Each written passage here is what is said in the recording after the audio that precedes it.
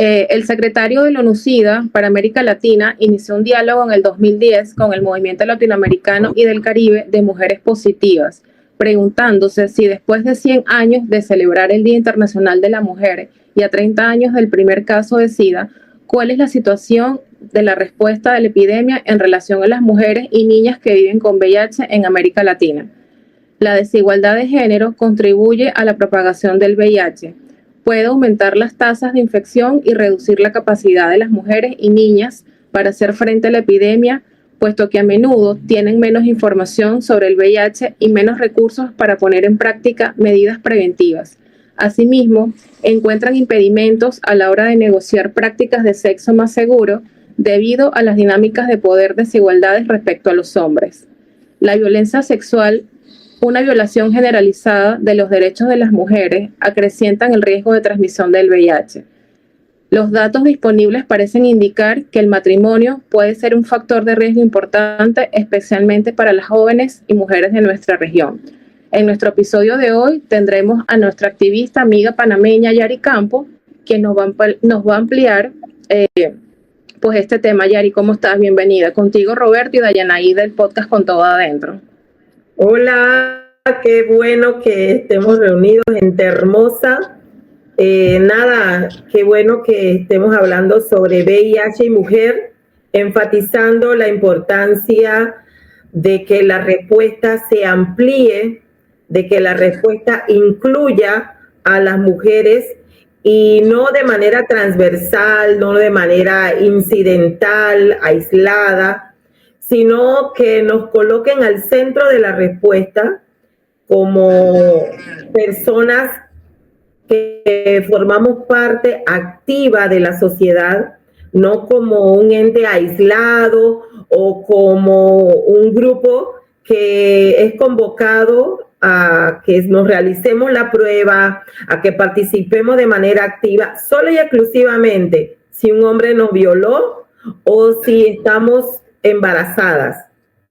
Entonces, qué bueno que existan espacios como este, que estén buscando que las mujeres formemos parte de la respuesta como una manera clara, como una manera inteligente de responder a una situación social, porque el VIH tiene una connotación social muy amplia.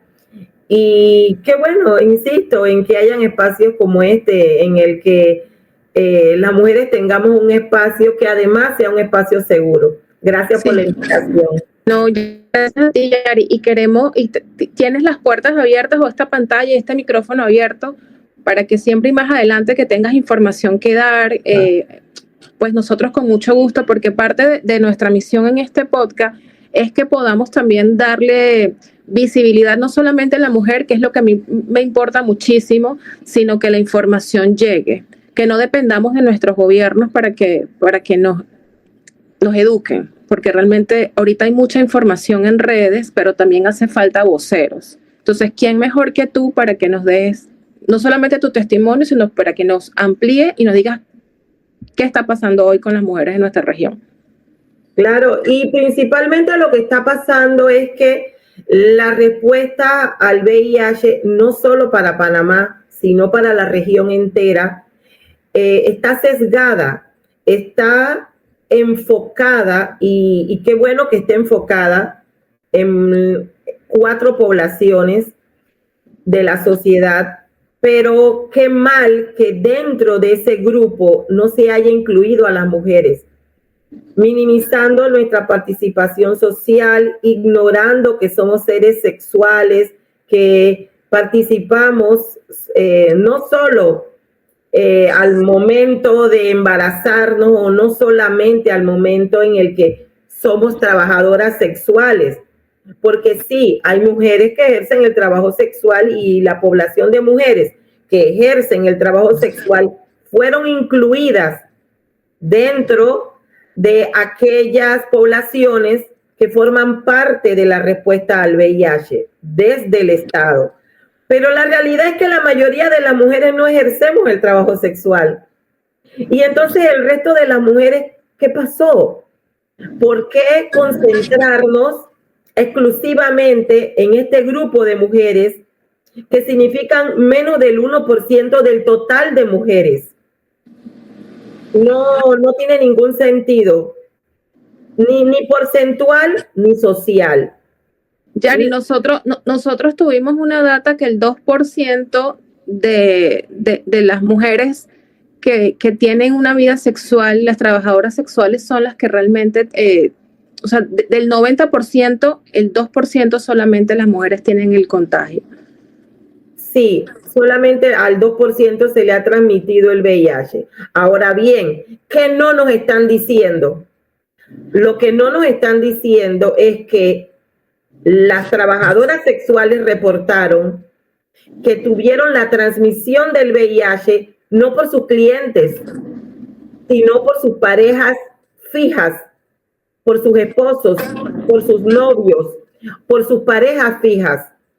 Entonces, si las trabajadoras sexuales están reportando que es con sus parejas acostumbradas y no con sus clientes, con quienes están adquiriendo VIH, ¿por qué a la mujer de a pie, a la mujer del día a día, a la mujer que no ejerce el trabajo sexual, no se le está incluyendo en la respuesta al VIH, más allá de una inclusión de manera transversal? O sea, por si acaso esa mujer fue violada, allí, venga, le vamos a hacer una prueba de tamizaje, le vamos a hacer una prueba de VIH. ¿Está embarazada? Perfecto.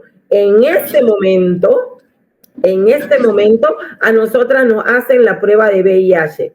Pero si a mí nadie me violó y yo no me embaracé, el Estado no me sale a buscar. El Estado no provoca saber cuál es mi estado serológico. Y yo tendría que ejercer el trabajo sexual, por ejemplo, ser un hombre gay, ser una mujer trans, ser una mujer usuaria de droga inyectable, y entonces el Estado dice, uy, que venga, hagámosle la prueba.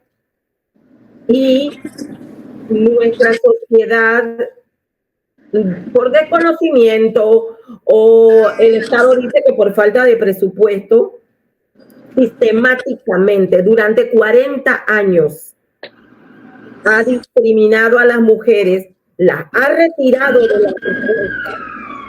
Y en este momento tenemos una respuesta sesgada, una respuesta que nos ha sacado del centro, nos ha colocado al costado, y que como sociedad no hemos tenido un año en 40 años de remisión del VIH.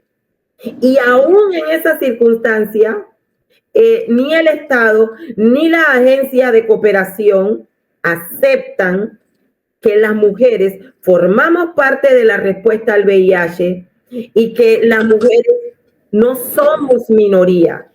Representamos el 50% y más de la población total de todos nuestros países. Y aún en ese porcentaje, a nosotras se nos minimiza para incluirnos de manera casual. ¿Por qué esa exclusión, Yari? Claro, porque cuando el VIH inicia, cuando ocurre la aparición del VIH, lo detectaron en hombres gay y en hombres que tienen sexo con hombres. Y utilizaron esta pantalla y fácilmente dijeron, vamos a atender a esta población que es minoritaria, pero bueno, había que atender a esta población. Y yo no sé si de manera maliciosa o si de manera perversa utilizaron estas poblaciones que socialmente son discriminadas, son golpeadas, son poblaciones a las que se les ha arrebatado sus derechos y que muchas veces por miedo a la sociedad, por miedo a las mismas leyes que le deberían defender, esas personas no defienden sus derechos. Entonces, si una mujer aparece en una consulta médica y dice, quiero realizarme la prueba de VIH, el doctor le cuestiona, ¿por qué? ¿Por qué desea realizarse la prueba de VIH? ¿Qué le motiva a solicitarla? Si te cuestionan. Claro, a un hombre no se le hace ese proceso. El chico dice, quiero hacerme la prueba de VIH. ¿Cómo no? ¿Cómo no? Muy bien. Lo denota como un hombre consciente de su sexualidad, consciente de que hay que estar realizándose la prueba periódicamente. Y ahí murió. Él no tiene que explicar ni dar detalle de su sexualidad. Entonces, paradójicamente, a las mujeres se les coloca en una posición social difícil para acceder a la prueba, porque el Estado, al escoger estas poblaciones estigmatizadas y violentadas socialmente desde siempre y hasta ahora, a las mujeres no les toca más que o parecer que están ejerciendo el trabajo sexual, que no debería ser ningún problema en este momento de la historia de la humanidad, pero lo es, y solicitar la prueba o simplemente esperar, confiar a que nada ocurra. Porque la pregunta que me hacía sobre por qué se escoge a esta población, pues se escoge maliciosamente, porque yo tendría que o fingir, como se hace en muchas de nuestras universidades, que no se diga, pero que pasa, y hay muchas compañeras que dicen, me preguntaron si era trabajadora sexual, y yo le dije que sí, no voy a pagar $20 para hacerme la prueba.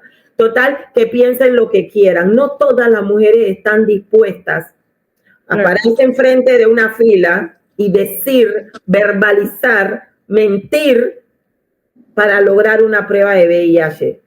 Porque la prueba de VIH en la mayoría de los centros de salud, donde debería ser gratuita, forma parte del sistema de autoayuda, de autogestión de esos centros. Hay que pagarla.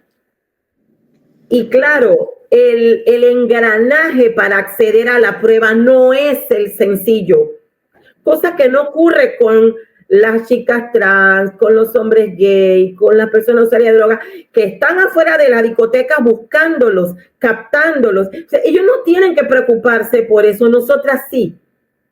A ellos nos salen a buscar todos los días, a nosotras no. Nosotros nos está llegando directamente a la casa a través de nuestras parejas.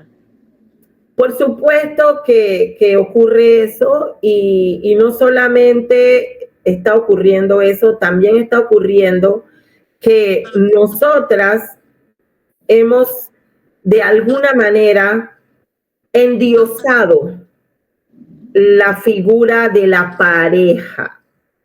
El matrimonio ha venido a representar un lugar, el tener pareja ha venido a representar un estatus social. Y ese estatus social, la carga de ese estatus la lleva la mujer.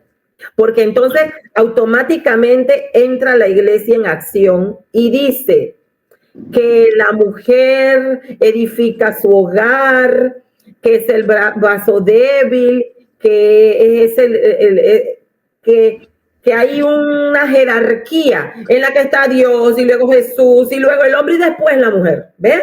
Entonces, para no violentar esta estructura, a nosotras simple y sencillamente se nos entrega este peso en el que estamos siendo nosotras las que decidimos quedarnos, luchar por nuestro hogar, saber que el hombre siempre va a tener algo en la calle, pero el hombre siempre vuelve a su casa. Lo que no nos dijeron es que siempre vuelve y a lo mejor traiga VIH. Correcto. Bueno. Bueno, ahora, ¿y cómo nos has planteado, ¿no?, un escenario de discriminación, o por lo menos de no manejar el tema del todo bien cuando se trata de la mujer común, normal, o sea, la media. Entonces la pregunta es, ¿cómo tú harías, cómo debería ser, es la pregunta, cómo debería ser que se manejen estas cosas? Obviamente, quitando este sesgo, ¿no? Pero además de eso, ¿cómo tú lo ves de manera institucional, práctica? ¿Cómo sería ese procedimiento de manera ideal? Cuando, en el caso que fuera un Estado colaborativo, ¿no? Sería así. Por supuesto, yo diría que cuando salen las campañas, cuando se realizan las búsquedas activas en el territorio de nuevos casos de VIH, para que esas personas puedan acceder a la medicación lo más pronto posible y no lleguen a VIH avanzado, debería ser sin ningún tipo de sesgo, debería ser con paridad, con equidad, y no deberían la búsqueda estar diseñada para una población en específico.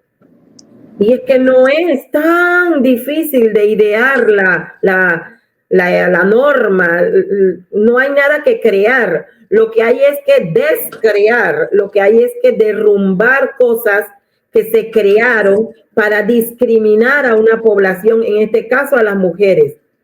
Porque instintivamente, cuando hay un grupo en peligro, instintivamente lo que le provoca al otro grupo es salvar a todas y a todos. No te provoca picar y escoger a unos sí y a otros no. Para eso sí hay que organizarse más.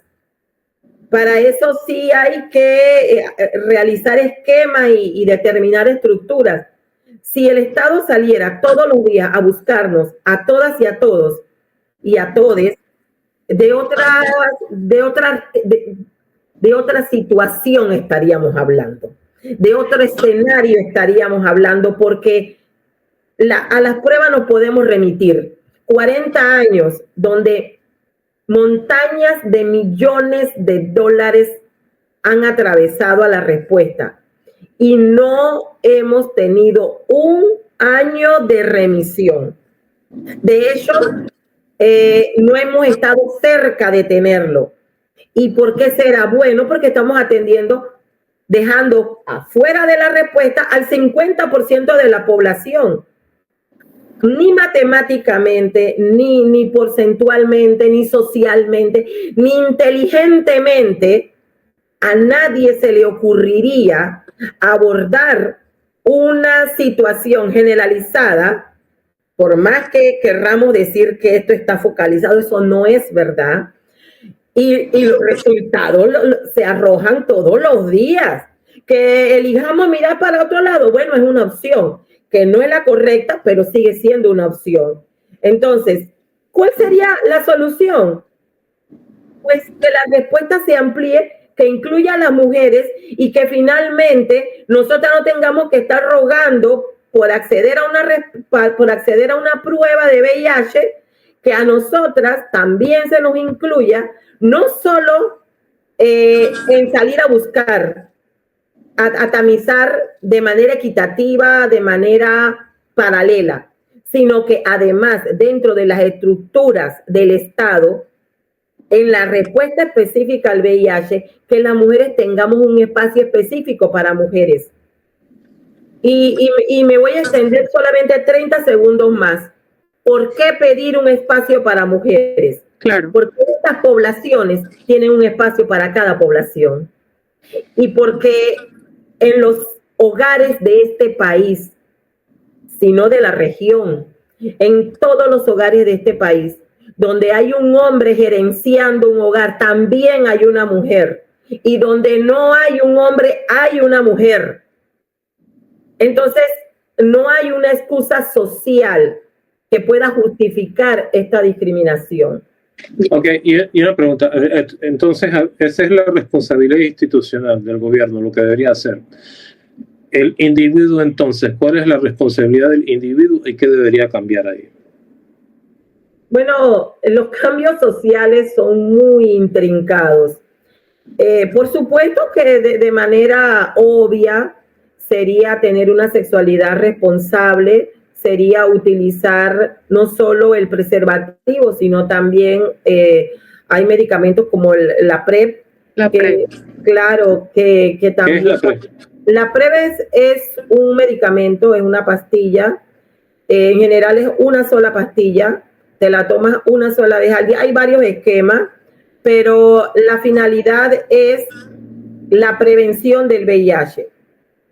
Y hay varios esquemas, si tienes contactos continuos, si los contactos sexuales son esporádicos, hay diferentes esquemas para diferentes estilos de sexualidad y frecuencias y todo esto, pero definitivamente que para los encuentros casuales el uso del preservativo previene no solo el VIH, previene tricomoniasis, candidiasis, virus papiloma humano, gonorrea, sífilis y bueno, y un sinnúmero de otras infecciones de transmisión sexual que definitivamente ponen a la mujer en un lugar de desventaja, sobre todo porque el 99% de las mujeres que desarrollan cáncer cervicuterino tienen virus de papiloma humano. Y de esto no estamos hablando ni la cantidad de veces que tendríamos que hablar, ni estamos haciendo la cantidad de cosas que deberíamos hacer. Y eso es una cosa tan básica que entrarse a cualquier página, incidencia de cáncer cervicouterino y BPA, y ya está. Eso es todo lo que hay que hacer. No quedarse con bueno, ya diría un poco, no, enfoquémonos en cuál es nuestra realidad del territorio. Y en función de eso, para mí el comportamiento básico, porque hay muchas cosas que hacer antes de que una persona tome la corporativa decisión de utilizar preservativo. Porque, ¿qué pasa? Yo ahora estoy diciendo, bueno, que se utilice el preservativo. Ajá, ¿quién? El hombre. El hombre, porque el preservativo para nosotros, a pesar de que existe, a pesar de que es mucho más práctico, no se vende, Yari, tampoco. Claro que sí se vende, pero de alguna manera ocurre lo que tú acabas de decir, no se vende. O sea, está en nuestras farmacias, pero su precio es tan exorbitante. Exacto. Y no solo eso, que la gente no conoce tanto. Yo creo que, claro, que hay un temita que te quería comentar, ¿no? Porque nosotros, o sea, cuando aparece el VIH, el susto en sí, la conmoción cultural que hay a partir de una enfermedad que en un principio ni siquiera se sabía cómo se contagiaba, etcétera, etcétera, cómo se transmitía, etcétera, etcétera. Eso, claro, marca la generación, o sea, de los que estábamos, por ejemplo, adolescentes en los 80, eso marca nuestra vida sexual de ahí en adelante. Y uno asumía, ¿no? Uno asumía que ese respeto, ese susto iba a seguir, va a ser parte de las siguientes generaciones, pero, y corrígeme si me equivoco, uno siente, o sea, la sensación hoy en día es que ese susto se le ha perdido, y cuando uno comienza a ver las estadísticas y enfrentas otros datos como el hecho de ni un solo año hemos estado en remisión, significa que ya ha pasado o por lo menos sugiere que ha pasado el susto y la vida ha vuelto a esta normalidad, y como que de mirar hacia otro lado y la conciencia esta de cuidarse en contra de este tipo de transmisiones parece que se ha relajado. ¿Esa impresión es correcta o me das a mí esa idea solamente? No creo que sea que te da a ti la idea. A mí también me podría dar la idea. Por ahí tengo información, o sea, manejo información que quizás no me permite pensar de ese modo, pero plenamente soy consciente de que si no fuera por esa información, pues yo pensaría igual.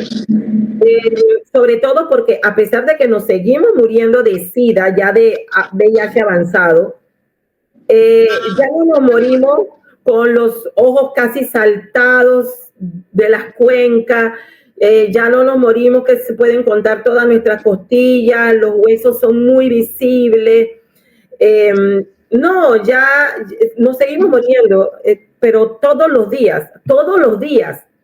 Y las circunstancias son otras en temas de salud. Es menos dramático, pero la muerte ocurre igual. Y la gravedad de la población que está adquiriendo VIH también tiene un impacto social, porque la fuerza de estas nuevas personas que adquieren el VIH está en las juventudes, está cuando necesitamos estar lo más centrado posible en estudiar, en trabajar, en estructurarnos socialmente. Y si en ese momento llega un diagnóstico de cáncer, de VIH, definitivamente que eso trastoca de manera profunda, definitiva y para siempre este proceso. Y yo diría que, por supuesto, que hay cosas que se pueden hacer, pero se tienen que estructurar.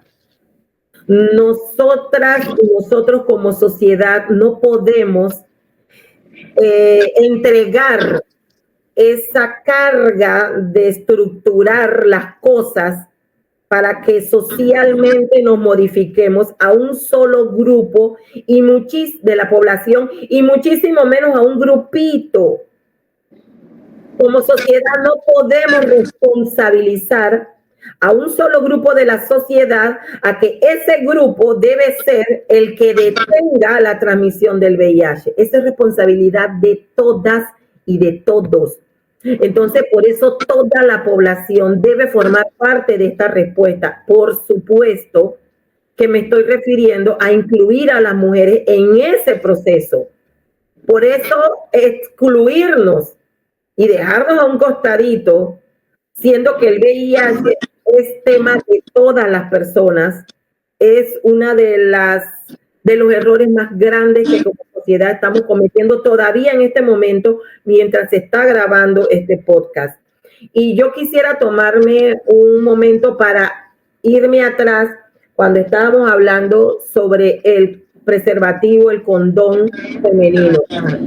Y más allá de que el condón femenino es impagable, yo diría que el condón femenino es parte de la respuesta integral para que la mujer tenga la capacidad de decidir sobre su sexualidad. Mientras nosotras sigamos dependiendo de si ese hombre quiere o no utilizar el preservativo, desde el principio hasta el final de la relación sexual, porque estamos teniendo miles de casos en el que el hombre empieza a utilizar el preservativo y luego simple y sencillamente se lo quita. Sí. Y punto. Entonces, yo tengo ¿qué clase de relación sexual placentera podría yo tener si yo sé que tengo que entrar en un proceso de negociación para que lo utilice y luego para que esa utilización se sostenga hasta el final de la relación, cuando yo podría ser la dueña de esa decisión? Me puedo colocar el condón femenino hasta 8 horas antes de tener la relación y protege más áreas de la vulva. Entonces, ¿por qué nosotras no estamos utilizando el preservativo o el condón a nuestra voluntad? Porque no es accesible. Y que también es un tema de empoderamiento, Yari, porque... Claro, al momento... ¿Cuánto cuesta el condón femenino? La última vez que yo lo compré estaba en 15.25, 15.28. Demasiado, ¿no? Claro, Sí. luego me dijeron... un condón. Un solito condón. Luego me dijeron que hubo una farmacia que lo estaba vendiendo en $9.80. Yo fui a esa farmacia, lo tenían en $12. Entonces, miren, un condón que cueste $10 no es un condón diseñado para la mayoría de las mujeres. Eso tiene una población muy muy pequeñita de nuestra sociedad y de todas nuestras sociedades en la región.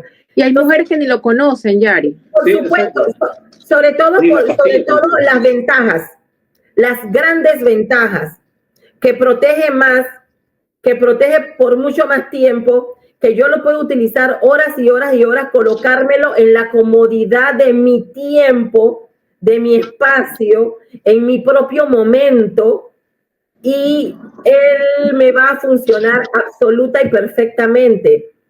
Entonces, que al final no nos expliquen nada de esto y nos digan, ay, es que es muy caro, o que el Estado elija mentir diciendo que no tiene salida.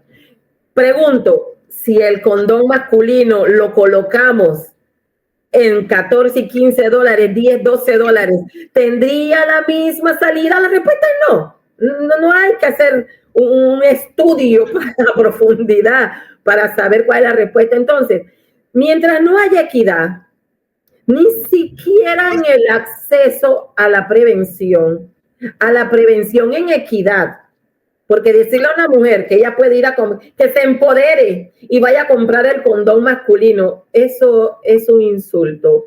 Claro. Es violento, porque ella está sacando de sus recursos para ir a comprar un condón que no es para ella y que ella no decide si se usa o no se usa, ni tampoco decide cómo se usa, ni hasta qué momento se usa. Ahí no hay empoderamiento alguno. Pararse enfrente de una farmacia y poner el dinero y recoger el producto no es empoderarse. Empoderarse es tener la capacidad de decidir.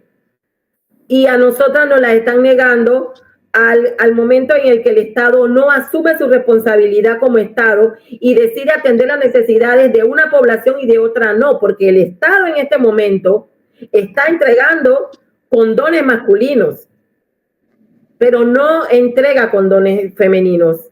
Tú sabes que cuando estábamos preparando la entrevista, hubo una información que nos brincó, o sea, que nos resaltó, porque decía que Panamá era uno de los países de Centroamérica que tenía mejores leyes en este sentido, que tenía leyes de protección, inclusive había un párrafo entero, y entonces yo quería consultarte en relación a otros países, como tú ves Panamá, no solamente con el tema de la información, porque uno que siempre está en la calle y se comunica y habla y investiga, realmente son pocas las campañas que nosotros vemos, o sea, una que otra publicidad que puedes ver en el metro o en una estación de Metrobús, cosas muy específicas, pero en televisoras locales tú no ves campañas específicas, al menos que sea la del 1 de diciembre.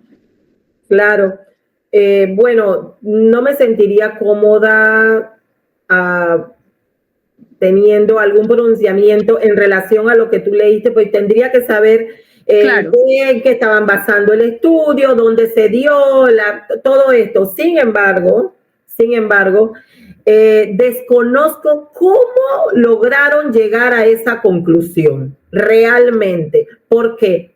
Porque Panamá tuvo una ley que trabajada para la respuesta al VIH y esa ley no la modificó durante 20 años.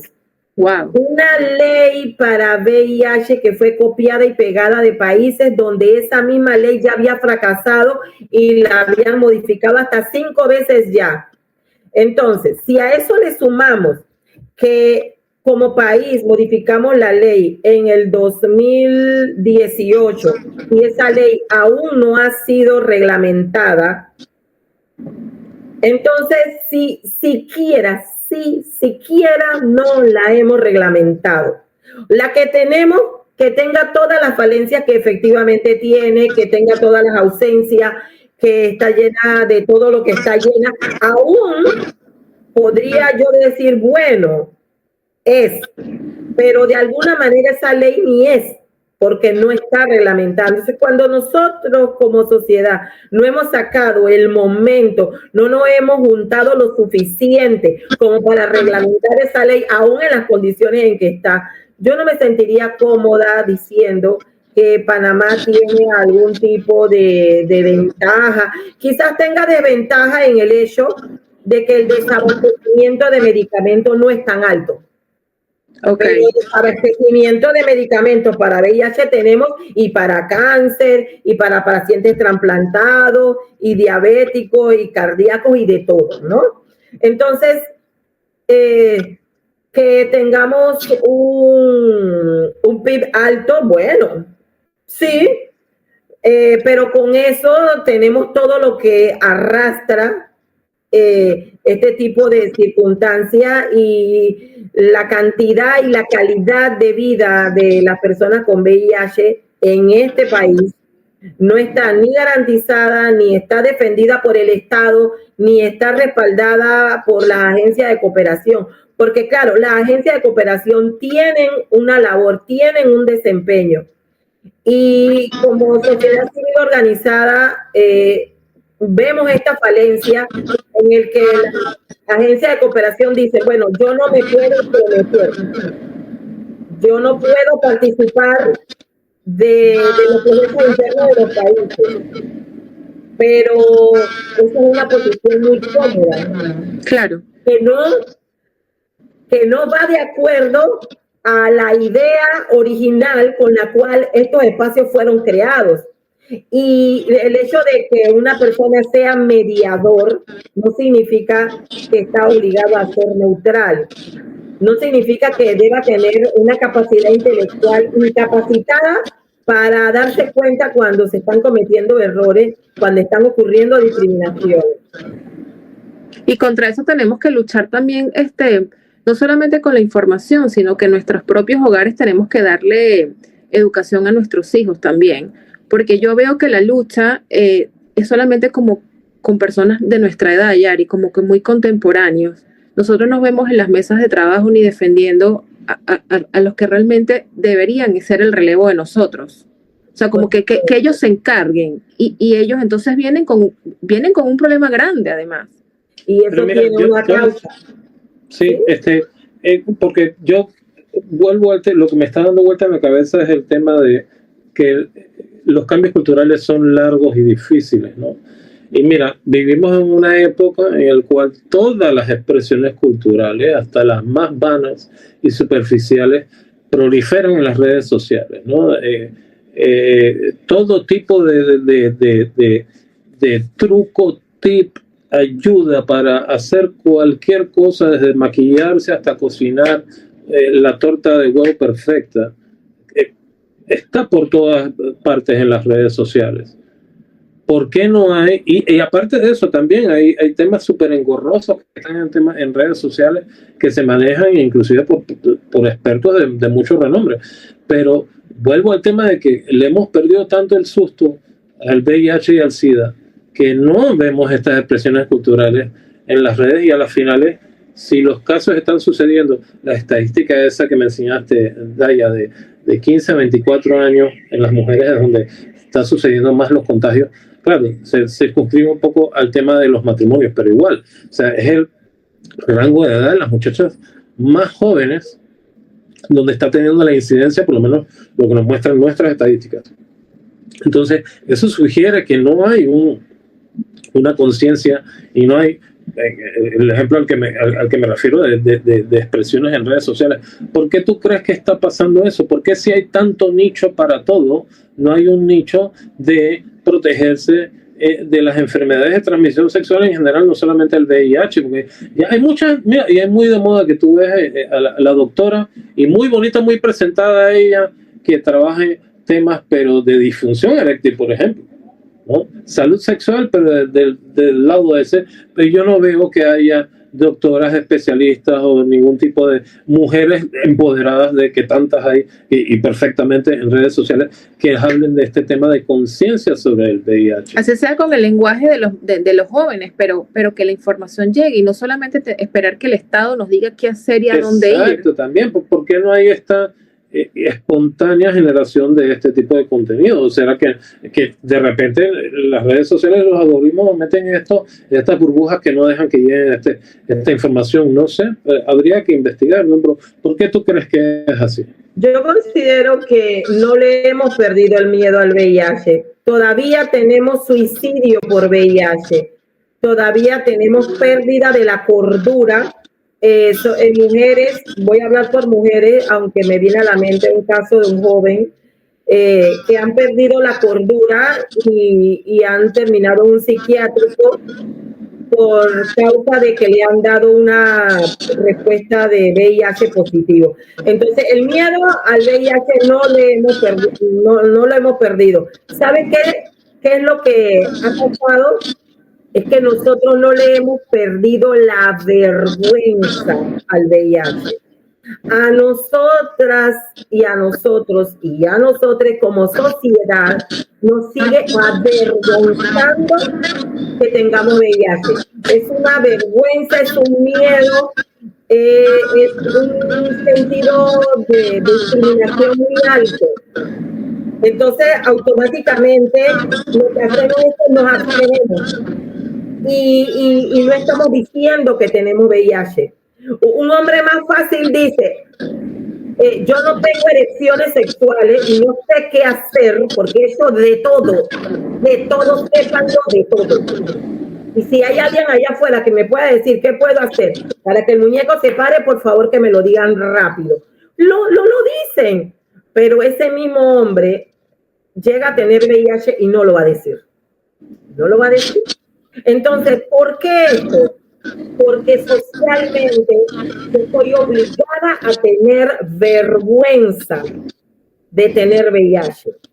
Y yo que soy una mujer que públicamente digo que tengo VIH, muchas veces se me cuestionó, pero ¿por qué lo tienes que decir? Pero ¿y por qué no? ¿Y por qué no? Claro. ¿Y por qué no? O sea, si tú me encuentras a mí, ¿por qué no? ¿Yo a quién le hago daño diciéndole que tengo VIH? ¿A quién? A tu familia, a tu hijo. Sobre todo cuando mi hijo era menor de edad, yo me di cuenta cuando mi hijo tenía 1 año. Claro, eso está mal. Podrías poner en vergüenza a tu mamá, a tu esposo. Es una locura que hoy día yo tenga esta misma conversación con personas que recién me conocen. Y quizá muchas de las personas que escuchan este podcast digan, ay, pero lo terminó diciendo al final. Yo pensé que se iba a quedar callada. No hay necesidad de... No hay necesidad, Yari, claro porque al que final... no. Y yo considero que no le hemos perdido miedo al VIH. Lo que pasa es que no le hemos perdido es la vergüenza a decir que tenemos VIH. Entonces, por supuesto, si, por ejemplo, yo no dijera públicamente que tengo VIH, pero quiero hablar del tema. Claro, de tanto insistir con este tema del VIH, después del 4º, 5º video, las personas que están a mi alrededor y que están allá afuera en redes van a decir, uy, pero ¿y esta señora por qué habla tanto? Y seguramente nosotros nos van a cuestionar, Yari, porque como te dije al principio, nosotros queremos tratar estos temas de manera mucho más amplia, porque hay cosas que la sociedad le sigue incomodando. Por supuesto que sí. Hablar de VIH significa aliarte con una sección de la sociedad que está discriminada y que está estigmatizada. Y aunque esto moleste, para mí el 100% oído, el 100% de la estigmatización por la que hemos tenido que atravesar las personas que tenemos VIH es responsabilidad de la iglesia, que ha satanizado la sexualidad de las personas y que como el VIH se ligó a personas homosexuales y a personas que ejercían el trabajo sexual y las mujeres deben reservar su sexualidad para el hombre y el hombre puede desarrollar su sexualidad como debe ser por las calles, por supuesto, ¿no? Para que experimente y para que él pueda traer a su casa todo el vasto conocimiento sexual que adquirió en las calles. Entonces, claro, al ligar el VIH al trabajo sexual y a la homosexualidad, entonces, teniendo una sociedad que se identifica con alguna entidad eclesiástica, religiosa, entonces, por supuesto que esta población tiene una fuerza social impresionante que se encarga de sacarnos a nuestros hijos de las escuelas, a nosotras de los trabajos, porque debemos tener vergüenza de tener VIH porque algo malo hemos hecho. Y de eso a mí me sobra, pero me sobran ejemplos vividos en la propia piel. Porque claro, yo debo confesar que cuando yo tomo la decisión de decir públicamente, en cualquier, yo he dado entrevistas de CNN, TV Azteca, Televisa, cuando yo decido hacer eso, lo decido hacer desde un lugar en el que ya habían pasado como 4 o 5 años de haber sido diagnosticada, y eso fue por allá por el 1997 cuando a mí me diagnostican. Y yo identifiqué que de alguna manera yo tenía privilegios, porque yo no fui una niña adolescente embarazada. O sea, a mí no me podían acusar de loca, de facilita, de regalada y por andar en mis andanzas. Entonces, ajá, ahí está. ¿Cómo no me voy a acusar de eso? Yo tuve a mi hijo por allá como a los 25, 26 años. Por ahí no era. Por dejar de estudiar, no, yo había terminado de estudiar. Porque ella andaba con uno, no, estaba casada y bien casada con un novio desde los 20 años, 20, 21 años, luego pasó el proceso del casamiento, 1 año y medio después tuvo el hijo, tampoco me casé embarazada, no había de qué acusarme, no había de qué acusarme. Entonces yo dije, claro, yo misma internamente me daba cuenta en los grupos de apoyo que yo no encajaba. Y lejos de sentirme mal, lejos de sentirme aislada, lejos de sentir que ese no era mi espacio, que estas mujeres a mí no me representaban, que yo no era yo nunca había estado en las calles como usuaria de droga, tampoco tuve ninguna crisis de usar drogas, nunca usé droga. Entonces, no me podían acusar de nada de esto. Y yo, en ese escenario, decido, oye, pero ven acá, esto no siempre es así. Claro. Esto no funciona tan así tampoco. Esa recetita que a nosotras nos dan y dice, ay, tú eres la niña buena. Si usted se aguanta todos los quemes del mundo, si usted se queda tranquilita en su casa, si usted se casa de todas maneras, porque aunque él tenga 1000, si después se casa con usted, usted corre y se casa, porque él está eligiendo. ¡Ay, qué suerte! Entonces, claro, cuando nosotras ejecutamos esa recetita de porquería que a nosotras nos dan, sale mal también. Y yo soy la prueba de que eso también sale mal, que lo único que sale bien es empoderarte completamente. No solo casarte cuando quieras ni con quien quieras, sino en tus términos de beneficios sociales, emocionales, financieros y corporales. Hay que empoderarse totalmente. Y yo decido hacerlo público porque me gusta saber, romper con esa idea de que allá afuera todavía hayan madres educando niñas, diciéndole que si ella estudia, que si ella termina la universidad y aunque tenga su novio, después se casa y si no brinca de novio en novio, nada le va a pasar. Ella va a estar en recaudo. Eso es mentira. Eso no es así. Y como que se leyeron la receta y eso va de generación en generación. Esa receta no sale bien, queridas.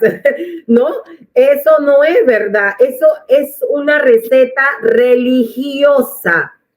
Esa es una receta beneficiosa no para nosotras, sino para los hombres a nuestro alrededor. Y para mí es fundamental. Pero tú hiciste una pregunta hace un rato donde decías, ¿por qué no estamos enfocándonos en nuestros jóvenes? ¿Por qué a los jóvenes no se les está abordando con este tema? Y la respuesta es muy sencilla, el gobierno lo impide. Y ya, las personas que tienen la información, que tienen la pedagogía, que tienen el tiempo, que tienen esa facilidad y que tienen las herramientas para abordar a nuestros jóvenes, no lo pueden hacer legalmente. Porque la enseñanza de salud sexual y reproductiva en las escuelas de este país está prohibida. Punto. y se prohibió sobre pretexto de que se les iba a enseñar a ser gays, lesbianas, todo esto, porque otra vez la religiosidad decidió que no, que eso no era buena idea. A nuestros jóvenes legalmente en este país no se les puede hablar de prevención de embarazo precoz ni nada que tenga que ver con el empoderamiento de su sexualidad y con información privilegiada. ¿Por qué privilegiada? Porque tenemos escuelas privadas que sí están haciendo la tarea. Sí. Porque nuestras niñas y adolescentes no son las únicas que se embarazan. Las niñas ricas también se embarazan, solo que a ellas sí les aplican los abortos, les realizan a nosotras, a nuestras niñas, no. A ellas no, porque todo niño es una bendición, aunque haya sido concebido a través del abuso. ¿Por qué digo esto? Porque la Contraloría General de la República en su último censo dice que esto está en redes, esto es cosa de un clic, que de cada 10 embarazos en niñas o adolescentes, a 9 la embarazó un hombre adulto. Entonces, que el Estado no me diga a mí que está impidiendo el abuso cuando eso no es verdad. Porque si usted no previene los abusos desde las escuelas, que es el único lugar, porque es mentira que nosotros como sociedad estamos instruidos para hablar a nuestros hijos sobre sexualidad. La realidad es que no. La realidad es que no, y para hablar de sexualidad se va a la universidad. La sexología es una carrera universitaria porque es más allá de hacer que mujeres puedan embarazarse y que hombres puedan tener erección. Es hablar del tema, es desarrollar conciencia sobre la importancia de tener una sexualidad sana y placentera. No, y que perdemos mucho, o sea, el tiempo que se nos va desde que los muchachos, desde que están en el colegio, crecen, están en la universidad, y entre que los padres tampoco, muchos no tienen esa información y no la dan. Ahí está la estadística desde los 14 a los 20 años, donde está pasando de todo, porque no solamente el tema del VIH, sino como decía anteriormente, también es una gama de enfermedades que hay, ¿no? Y embarazos precoces. Y embarazos precoces también. Por supuesto. Y que tampoco tenemos leyes que nos amparen con el tema del aborto. O sea, es un desastre, Yari, lo que nosotros tenemos actualmente. Una chica adolescente o una niña se embaraza y todos la obligamos a parir al muchacho o a la muchacha, pero nadie la va a ayudar a criarlo, a mantenerlo y a sostenerlo, y a ella también. No, nosotros la vamos a acompañar y vigilar solo hasta que para, y ya después que ella vaya viendo cómo se las arregla. ¿Cómo hace? Pues sí. Entonces, como para finalizar, tu mensaje, no solamente desde tu visión y tu experiencia del movimiento de mujeres en positivo, porque más adelante seguramente vamos a seguir hablando otros temas, ¿qué nos puedes decir? Porque ya sabemos la posición del Estado. ¿Qué podemos hacer nosotros como sociedad civil? Pues yo pienso que lo principal es no comprarle el discurso al Estado, no creerle que la incidencia de VIH está focalizada en hombres que tienen sexo con hombres, en mujeres trans o personas trans, en personas que utilizan drogas y en mujeres que ejercen el trabajo sexual. Eso no es verdad. Y el Estado no puede demostrar lo contrario. Entonces, lo primero que hay que hacer es cuestionar, es investigar. Y hay que hacerlo desde el sentido común, porque si yo me voy a un campo en el que hay 40 árboles de naranja y hay uno de mango, y empiezo a recoger y a tirar y a tirar y a tirar del suelo, a recoger, y cuando llego al depósito saco todos los envases, todos los sacos, todo, y los cuento y digo, parece que allá afuera lo que más hay son naranjas, entonces solo hay que hacer jugos de naranja, de mango no, De mangos no, porque mangos solo habían 2. Lo que yo no le estoy contando a la gente allá afuera es que yo me fui a un campo lleno, recontra lleno de árboles de naranja. Obviamente voy a devolverme con los sacos llenos de naranjas. Entonces, mientras sigamos concentrando la respuesta, focalizándola exclusivamente en un grupo de personas, donde estamos excluyendo a las mujeres, no podemos alegremente decir y otro grupo creer que prácticamente a las mujeres no se nos transmite el VIH, pues. Sin embargo, al momento en el que le estamos haciendo la prueba por embarazo, la incidencia está alta. ¿Y por qué será? Al final del día, el periodo de tiempo de la mujer en la que ella gesta, en la que ella suele salir embarazada, es muy cortito. ¿Y qué pasó con todo el resto del tiempo que seguimos vivas y sexualizando? Claro. Entonces, lo primero que hay que hacer como sociedad es cuestionar el proceso. ¿Por qué no se ha detenido el VIH? ¿Por qué la respuesta no está siendo efectiva? ¿Por qué no se están incluyendo a todas las poblaciones? ¿Por qué las mujeres están siendo excluidas?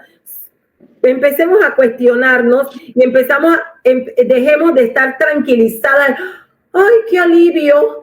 La incidencia no está en nosotras. Estamos bien. Lo que hay que seguir es casaditas y en casa. Muy bien. Vamos bien. Estamos perfectas. Porque a nosotras, adentro de nuestras casas, llega el VIH. Y allá afuera, cuando salimos, también hay VIH. Entonces, nosotras deberíamos ser parte activa de la respuesta al VIH. No, y que las pruebas deberían también estar disponibles, los preservativos, que haya más información, que haya más voceros como nosotros, como tú, que llegue la información a las personas. Así que bueno, Yari, te agradecemos mucho pues tu participación de hoy. Yari Campos con ustedes desde Colón. Exacto, desde mi pueblito hermoso, Gatuncillo, en Colón. Un abrazo grandotototote. Y bueno, tratemos de darle circulación a este podcast. Es una oportunidad que estamos teniendo para socializar información valiosa y ojalá pues sigamos teniendo espacios como este para tocar un tema social de importancia que no pierde vigencia lamentablemente y al que socialmente siempre le hemos tenido miedo a abordar. Vale, claro que sí, Yari. Un abrazo. Gracias. Mucho gusto. Igual, chaito.